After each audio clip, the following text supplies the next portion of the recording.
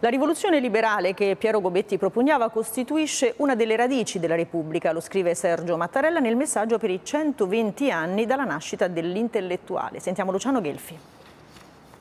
È l'esempio di grande passione civile quello che il presidente Mattarella ricorda di Piero Gobetti a 120 anni dalla nascita.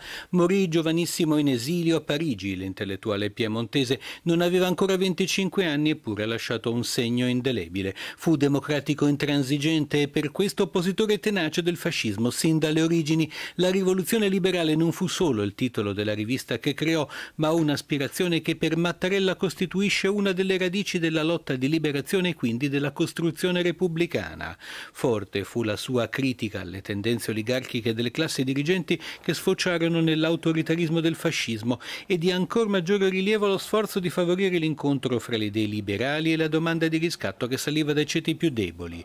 Di Gobetti Mattarella mette in luce la coerenza che lo portò a non piegare mai la testa davanti alle imposizioni del regime e alle aggressioni squadriste, un testimone autorevole della nostra storia nazionale e un maestro. In Iran si afferma l'ala dura. Ebrahim Raisi è il